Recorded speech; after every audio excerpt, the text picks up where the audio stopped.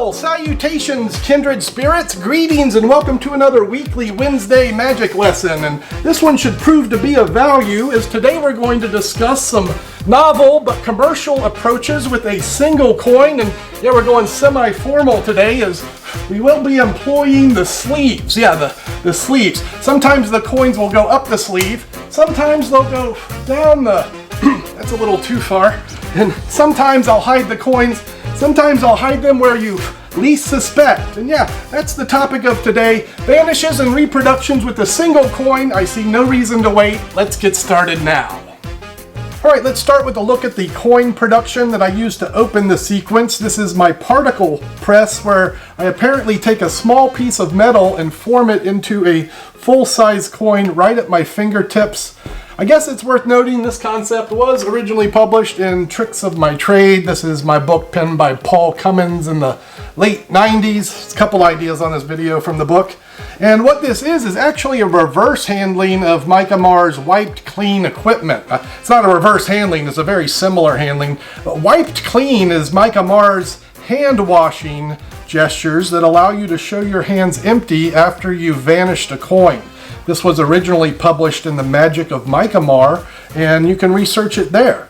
I've always felt that techniques of this nature draw heat to the hands as you're kind of showing them empty like this fashion. So I'm thinking this, if you're drawing heat to the hands, well, let's focus on the hands, and in this regard I use it as a production as opposed to an equipment to show my hands empty. So we're going to actively produce the coin during these wiped clean actions. And that starts with the coin classic palm between the base of your pinky and your thumb. Classic palm position.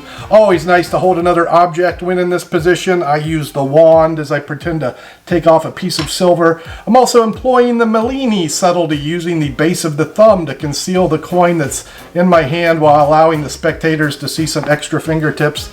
I place this pretend piece of metal in my hand, display it briefly, then the hand approaches, the palming hand approaches palm down as it pretends to massage that piece of metal, that particle right at the palm.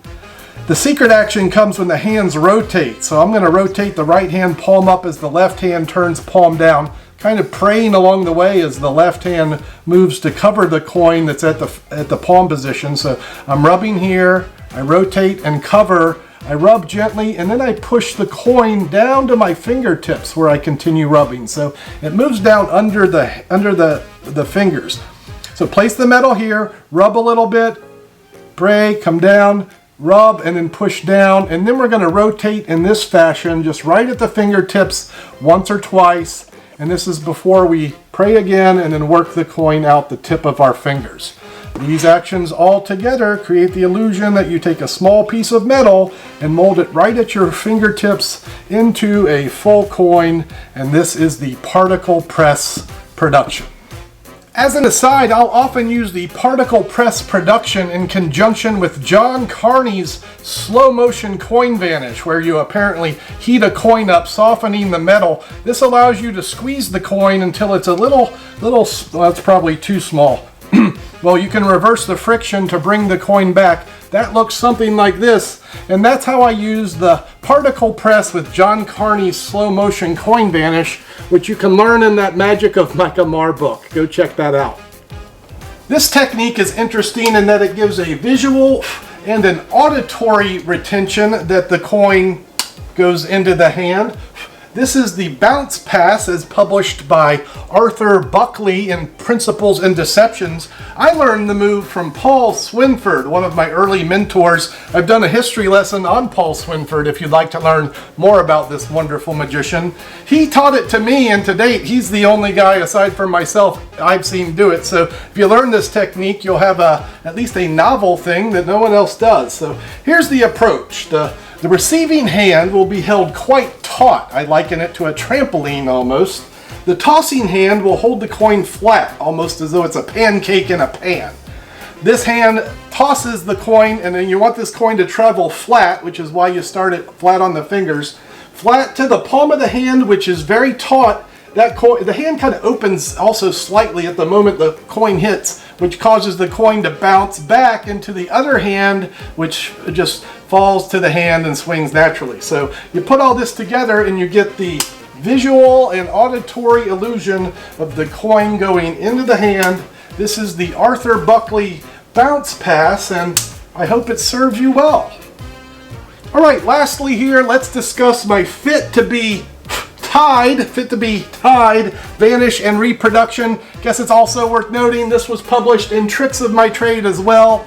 It's basically a retention pass, a retention Vanish technique that's performed into the necktie. Now, I learned the retention pass from both Bobo's Modern Coin Magic and David Roth. Let me break it down for you briefly here. The coin's held at the thumb and the fingertip, right at the edges. It's the second and third finger that are going to sneak the coins onto what's known as fingertip rests. So the action is very minute. It's just going to go from here to here, and that action happens under the cover of the fingertips. So as the hand closes, the second and third just reaches up and takes it.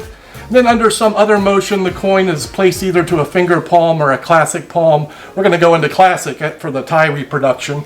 But yeah, I'm basically doing those retention pass actions into my tie. And to do this, my left hand in this case makes a C. It's going to form a trough. So it goes under the tie and lifts it up in this fashion. And then as I go to put the coin inside it, and note before I do that, or before any retention Vanish, it's nice to get some glimmers of silver by flashing the coin around a little bit to get the eye attracted to it. After you've done that, the coin goes towards the tie, and again, as it's hidden from view, the second and third finger reach up, take it away. The hand with the tie moves forward. This is going to give you all the cover you need to palm that coin, and you can do that, and you can just vanish it and hold out. Maybe you're going to reproduce a signed coin, or if you want to reproduce it, just squeeze the end of the tie and drop it as you squeeze the end. It's a fun technique, and I hope it serves you well. Fit to be tied. All right, that's your trio of novel coin techniques. I hope you found something that inspired your gray matter. And with that, this video is going to be a wrap. I thank you for your time. I thank you for your energy. Always appreciate it. I'll see you on the next one, folks. Ciao for now.